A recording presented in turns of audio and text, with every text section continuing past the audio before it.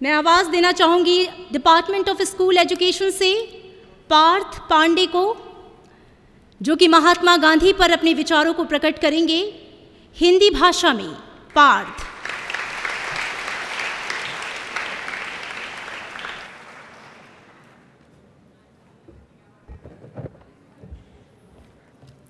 आप सभी को मेरा नमस्कार।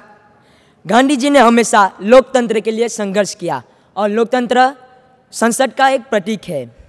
संसद में आयोजित 9वें P20 जैसे कूटनीतिक आयोजन लोकतंत्र को समृद्धशाली बनाने के लिए आवश्यक है।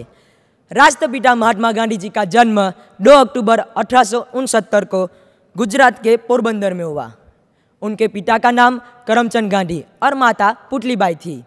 उनके पिता ब्रिटिश हुकूमत से ही राजकोट और पोरबंदर के दीवान थे। महात्मा गांधी जी का पूरा नाम मोहनदास करमचंद गांधी था और वे अपने 3 भाइयों में से सबसे छोटे भाई थे। गांधी जी की प्रारंभ की पढ़ाई पोरबंदर में की। पोरबंदर में ही उन्होंने मिडिल स्कूल तक की शिक्षा प्राप्त की।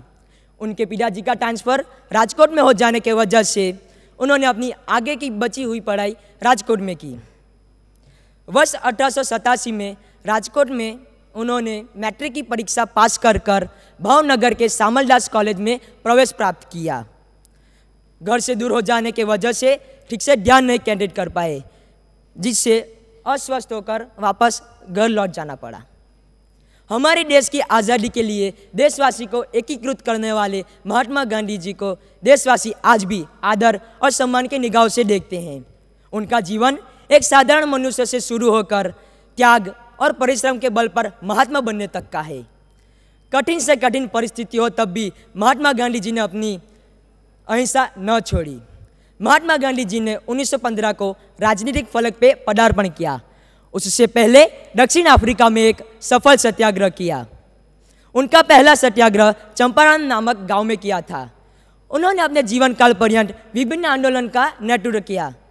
दांडी कूच, असहयोग आंदोलन, हिंद छोड़ो आंदोलन। अंततः सबके सफल प्रयत्नों से भारत को 1947 में स्वतंत्रता प्राप्ति हुई।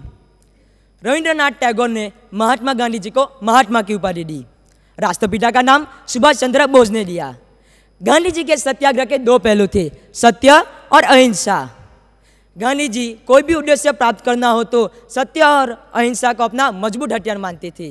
गांधी जी कहते थे कि कोई भी उद्देश्य प्राप्त करना हो तो सत्य और अहिंसा का हथियार उपयोग में आना चाहिए।